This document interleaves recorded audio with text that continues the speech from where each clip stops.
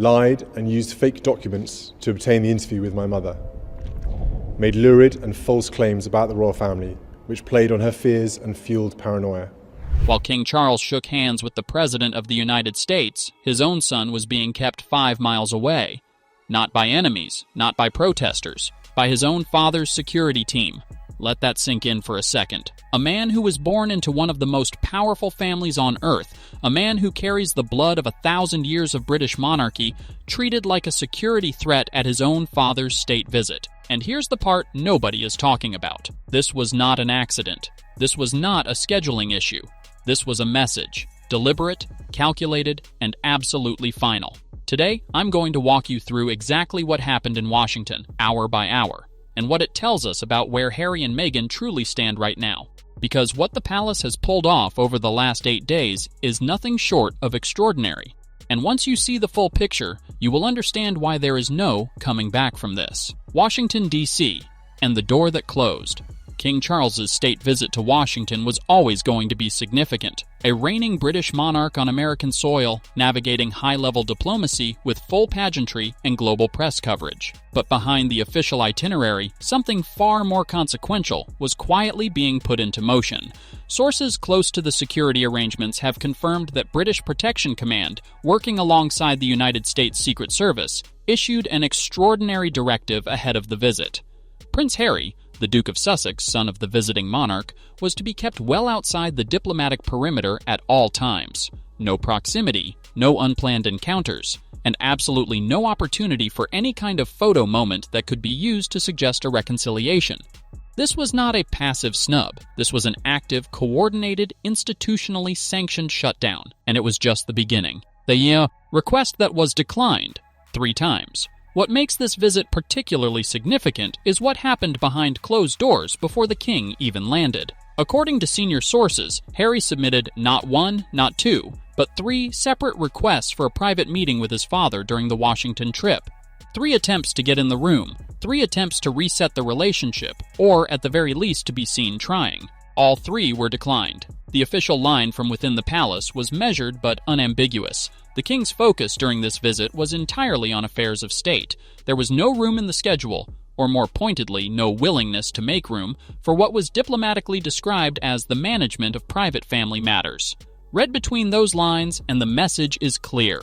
Harry is no longer a priority, not a concern, not even a complication worth managing, just a private citizen whose calls are not being returned.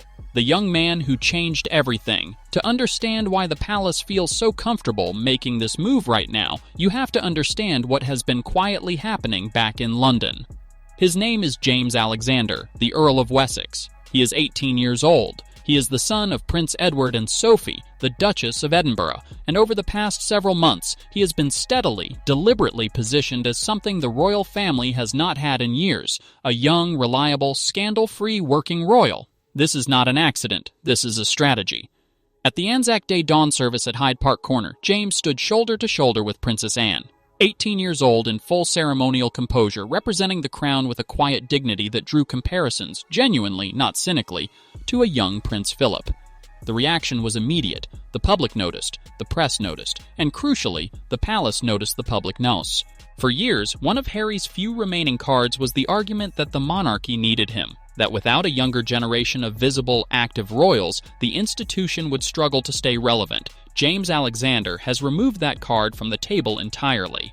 The so-called spare is no longer missing. He has already arrived.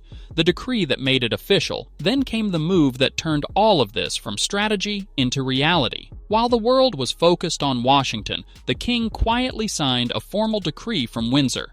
Several honorary titles and patronages that had been held in an unofficial holding pattern, roles that were once associated with Harry and never formally reassigned, were officially transferred to James Alexander. This was not ceremonial. This was constitutional. At the stroke of a pen, the roles that Harry had effectively vacated were no longer waiting for him to return. They belonged to someone else now, someone who had shown up, someone who had not written a memoir attacking his family. Someone who understood at 18 years old what the word duty actually means. The message from the palace was unmistakable. We are not waiting anymore. The commercial collapse no one saw coming. Now let's talk about the other side of this, because the diplomatic isolation is only half the story. The Sussex brand, once described as a global powerhouse with the potential to rival the most influential celebrity couples on the planet, is in a state of serious decline. The numbers tell the story plainly. Harry's appearance fee for a recent engagement in Australia, a man who once commanded extraordinary sums simply to walk into a room, has reportedly fallen to around $50,000. That is not a rounding error. That is a collapse. The Netflix partnership, once the centerpiece of the Sussex commercial strategy, is approaching its deadline with Signai, vacantly less output than originally promised. The Spotify deal is already a memory. The agency relationship with William Morris Endeavor has reportedly ended, not amicably, and not over scheduling. Meanwhile, in Washington, King Charles is meeting with heads of state, shaping foreign policy, and conducting the kind of diplomacy that carries genuine historical weight. The contrast is not subtle. The legal shadow growing over Montecito. But here is where things take a genuinely serious turn. For as long as Harry has lived in America, he has benefited from a certain ambiguity, a gray area of diplomatic proximity that provided a degree of protection.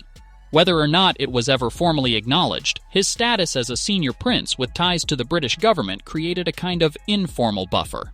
That buffer no longer exists. Sources indicate that the British Foreign Office has communicated formally with the United States State Department, making clear that Harry does not represent the British government in any capacity, and that any statements he makes on international affairs are entirely his own. This is not protocol, this is active disavowal, and it has consequences. Legal analysts are beginning to raise questions about Harry's immigration status in the United States, specifically around the admissions he made in his memoir regarding past substance use, and whether those admissions are consistent with what was declared on his original visa application. Without the informal diplomatic proximity that once surrounded him, Harry is now standing in front of those questions with nothing to shield him. He has gone from prince to private citizen, and the law treats those two very differently. The contrast effect, the palace's most powerful weapon. What the royal family has done over the past few months is something that doesn't require a single press release. It requires only one thing: comparison. Every time James Alexander appears at a public engagement composed and focused, it invites the public to compare him with what came before. Every time James fulfills a duty quietly and without incident, it reminds people of what the alternative looked like. This is deliberate. Every advisor in that palace knows exactly what they are doing. They are not attacking Harry. They are simply making him irrelevant. And irrelevance, for a man who has built his entire post-royal identity on being the center of attention, is the one outcome he never prepared for. While Harry is navigating speaking circuit bookings and Meghan is attempting to explain why a long-awaited lifestyle project still hasn't materialized, James is being integrated into the Duchy of Cornwall's operations, sitting in high-level meetings and representing the crown in ways that carry actual institutional weight. The palace has found its future, and it does not include anyone in Montecito. What comes next? So where does this end? The most clear-eyed assessment is this: the window for any meaningful reconciliation is now effectively closed, not because of anger, not because of bitterness, but because the institution has simply moved on, and it has done so successfully. The financial pressure in Montecito is real and growing. The security costs alone for the estate are significant. Without the crown's backing, without major commercial partnerships, and without the kind of platform that Royal Association once provided, the math becomes increasingly difficult. Meghan's attempt to frame the stalled projects as a noble act of restraint, suggesting she is holding back content out of respect for the king, has been met with considerable skepticism by those inside the industry who know what the conversations actually looked like. Harry, meanwhile, is in the uncomfortable position of being neither here nor there, not a working royal, not a private citizen in the traditional sense, not an American, not welcomed back to Britain, a man caught between two words, LDS with diminishing leverage in both. And as King Charles prepares to leave Washington, having conducted a successful state visit, having demonstrated that the monarchy is stable and forward-looking, Harry watches from 5 miles away, 5 miles, and a world apart. That is where things stand today, and I genuinely believe we are watching history unfold in real time. The question I want to put to you is this: has the point of no return already been reached? Is there any version of events where Harry and Meghan find their footing again? Or is this truly the final chapter? Tell me what you think in the comments. I read every single one, and this community always brings the sharpest takes. If you are not already subscribed, now is the time. Hit that button and turn on notifications because the next video is going to go even deeper. We are looking at the legal situation around Harry's U.S. residency and what the next few months could realistically bring.